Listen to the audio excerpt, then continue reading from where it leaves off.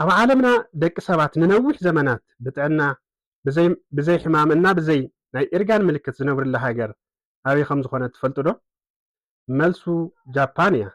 ብፍላይ ኦኪዋና ኣብ ዝበሃል ናይ ጃፓን ደሴት ዕድመኦም ልዕሊ 100 ዓመት ዝኾኖም ኮይኑ ግና ከም መንእሰይ ዝጎዩ ዝሰርሑን ዝስሕቁን ሰባት ይነብሩ። ናይዚ ሚስጥሮም እንታይ ይመስለኩም? ጅን ወይስ ኩነታት ኣየር? መልሱ ኣብ 2016 ዓ.ም ፈረንጂ ጃፓናዊ ናይ ባዮሎጂ ሳይንቲስት ዮሺኖሪ ናይ ኖቤል ሽልማት ዝረኸበሉ ሓደ ኣደናቂ ሪሰርች ወይ ድማ ምርምር እዩ። እዚ ምርምር ናይ ሰብነት ከይዲ እዩ። እዚ ኣደናቂ ናይ ሰብነት ከይዲ ኦቶፋጂ ይበሃል። ሎሚ ሰብነትና ብናይ ባዕሉ ግዜ ካንሰር እና ናይ ሽኮርያ ሕማምን እርጋንን ከመይ ጠሊፉ ከም ዘውድቕ እና እዚ ኦቶፋጂ ንምጅማር ክንገብሮም ዝግባአና 5 ናይ ጃፓናውያን ሚስጥራት ብዕምቀት ክንርኢ ኢና። ክሳብ መወዳእታ ሓቢርኩም እንተፀኒሕኩም ናይ ጥዕና ኣረኣያኩም ንዘላለም ዝቕይር ትምህርቲ እዩ። ኦቶፋጂ እንታይ እዩ? ብመጀመርያ ሓደ ሕቶ ክሓተኩም፣ ገዛኩም ርስሓት እንትመልእ እንታይ ትገብሩ? ነቲ ርስሓት ተኣልዩ ሓቀይ ተዘይኣሊኹምዎ ገዛኩም ይጨኑ፣ ሕማም እውን የምፅእ። ነብስና እውን ልክዕ ከምዚ እዩ። ኣብ ሰውነትና ውሽጢ መዓልታዊ ብቢልዮናት ዝቁፀሩ ዋህዮታት ይሞቱ፣ ይበላሸው ወይ ድማ ብቫይረሳት ይጥቅዑ። ስለዚ እዞም ረስሓት ዋህዮታት ካብ ሰብነትና ተዘይተኣልዮም ኣብ ሰብነትና ተጠራቂሞም ከም ካንሰር ወይ ካልእ ሕማም ይኾኑ። እምበኣርከስ ኣብዚ እዩ ኦቶፋጂ ዝመፅእ። ቃሉ ካብ ግሪክ ዝመፀ እንትኸውን ትርጉሙ ድማ በዓልካ ምብላዕ ማለት እዩ። ኣይትደንግፁ፣ እዚ ናይ ሰብነትና ብጣዕሚ ጠቃሚ ከይዲ እዩ። ኦቶፋጂ ማለት ሰብነትና ናይ ፅሬት ሰራሕተኛኡ ኣዋፊሩ ዝተበላሸውና ዝሞቱ ፕሮቲን እና ዋህይታት ሰብሲቡ ጥሒኑ ኣድቂቁን ናብ ሓድሹን ጠቃምን ሓይሊ ዝቕይረሉ ከይዲ እዩ። ልክዕ ኣረጊት ላስቲክ መኺኹ ሓዱሽ ኣቕሓ ምስራሕ ማለት እዩ። ዶክተር ሂሮሚ ሺና ዝተባሃሉ ጃፓናዊ ሳይንቲስት ከም ዘረጋገፅዎ እዚ ከይዲ እንትሰርሕ ሰብነትና ካብ ውሽጥን ደገ ይሕደስ፣ ቆርበትና ይፀሪ፣ ናይ ካንሰር ዋህይታት ይሞቱ፣ ጉልበትና ይውስኽ። ስለዝኾነ እውን እዚ ተኣምራዊ ከይዲ ከመይ ነጀምሮ? እቲ ቁልፊ ዘሎ ኣብ ጥምየት እዩ። ሚስጥር ሓደ ናይ 16 ሰዓት ሕጊ። ናይ መጀመርያና ዋና መንገዲ ኢንተርሚተንት ፋስቲንግ ወይ ድማ ናይ ሰዓት ገደብ ዘለዎ ጾም እዩ። ኣብዚ ዘለናዮ ዘመን ዓብይ ፀገም ብዘይ ምቁራፅ ምብላዕ እዩ። ንግሆ ቁርሲ፣ ብማእኸላይ ሻሂ ቡና፣ ምሳሕ፣ መክሰስ፣ ድራር ኣፍና ኣይዓርፍን። በዚ ምክንያት ሰብነትና ሙሉእ ግዚኡ ዘሕልፎ ኣብ ምግቢ ምሕቃቅ እዩ። ስለዝኾነ ንባዕሉ ንምሕዳስን ንምፅጋንን ግዜ ይስእን። ጃፓናውያን ተመራመርቲ ከም ዝብልዎ ሰብነትና ኦቶፋጂ ወይ ድማ ናይ ፅሬት ስርሑ ዝጅምር ምግቢ በሊዕና ምስ ወዳእና ድሕሪ 12 ክሳብ 16 ሰዓት ኣብ ዘሎ እዩ። ከብድና ባዶ ምስ ኮነ እዩ ፅገና ዝጅምር። ስለዚ እንታይ ንግበር? እቲ ዝቐለለ መንገዲ ናይ 16-8 ሕጊ እዩ። እዚ እንታይ ማለት እዩ? ኣብ መንጎ ድራርን ቁርስን ዘሎ ኣፈላላይ 16 ሰዓት ግበርዎ።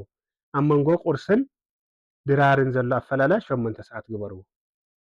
ኣብ መዓልቲ ን16 ሰዓታት ካብ ምግቢ ምኽልካል እና ኣብ 8 ሰዓት ውሽጢ ምምጋብ።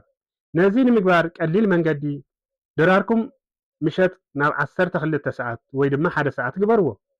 ድሕሪኡ ማይ ብቻ ስተዩ። ኣብ ዝቕፅል መዓልቲ ቁርስኩም ኣሕልፍ ኣቢልኩም ከባቢ 4 ወይ 5 ሰዓት ብልዑ። ሰብነትኩም ነቲ ናይ ንግሆ ግዜ ተጠቂሙ ሕፅብ ከብሎ እዩ። እዚ ድማ ብፍላይ ንናይ ሽኮርያ ሕሙማንን ክብደት ምቕናስ ንዝደልዩ ሰባትን ፍቱን መድሓኒት እዩ። ሚስጥር 2 ሃራ ሃቺቡ። እቲ ካልኣይ ናይ ጃፓናውያን ነዊሕ ዕድመ ሚስጥር ሓደ ኣባሃላ ኣለዎም፣ ሃራ ሃቺቡ።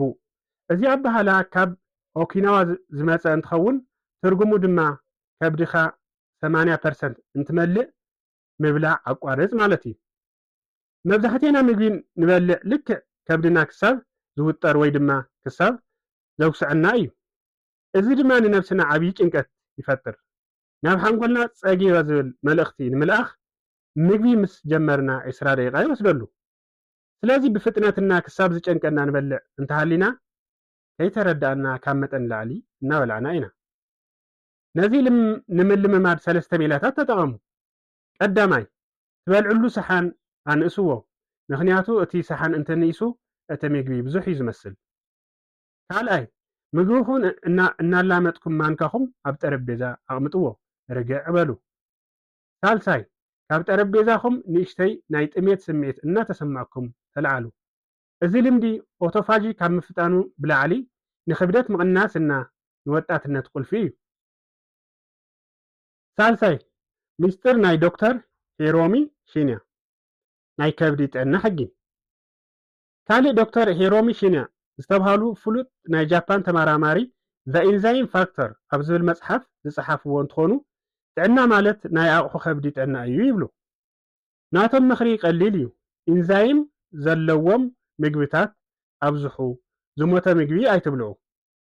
ዝመቱ ምግብታት ማለት ኣብ ፋብሪካ ዝተቐነባበሩ ዝተዓሸጉና ካብ መጠን ላዕሊ ዝበሰሉ ምግብታት እዮም። ኣብ ክንደኦም ሂወት ዘለዎም ምግብታት ምረፁ፣ ከም ትኩስ ኣትክልትን ፍራፍረን፣ ዘይተፈተገ ናይ ሕንባሻ ሕሩፅን ፍራምረን እዮም።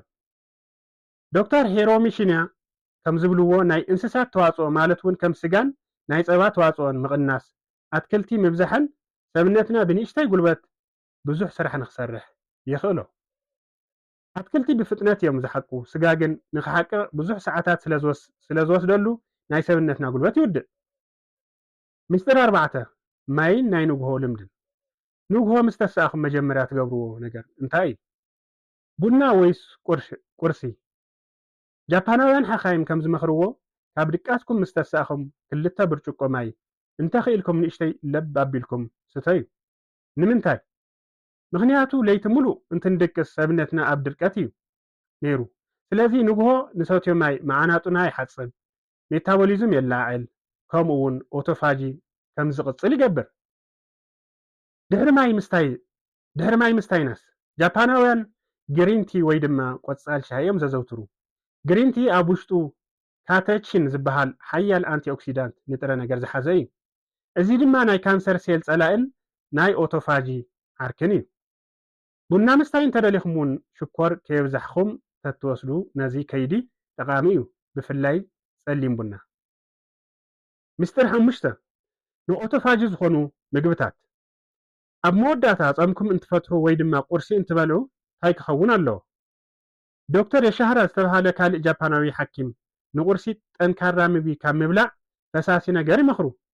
ብፍላይ ድማ ናይ ካሮትን ናይ ኣፕልን ጁስ። እዞም ምግብታት እዚኦም ኣብ ውሽጦም ቫይታሚናትን ማዕድናትን ሒዞም ይርከቡ። ኮይኑ ግና ስርዓተ ምሕቃቅ ምግቢ ኣየዳኽሙን። እቲ ካልእ ድማ ዝንጅብል እዩ። ዝንጅብል ናይ ሰብነትና ሙቐት ይውስኽ። ሙቐት እንትውስኽ ድማ ሕማም ናይ ምክልኻል ዓቕሚ ብዕፅፊ ይውስኽ። ዝንጅብል ብሻሂ መልክዕ ወይ ድማ ምስ ምግቢ ብተደጋጋሚ ምጥቃም እርጋን ናይ ምክልኻል ዓቕሙ ዝለዓለ እዩ። ኮይኑ ግና ኣብዚ መጠንቀቕታ ዘሎ ሽኮር ዝበዝሖም ምግብታት ናይ ኦቶፋጂ ዋና ፀላእቲ እዮም። ሽኮር እንትበልዑ ሰውነትኩም ኢንሱሊን የመንጩ።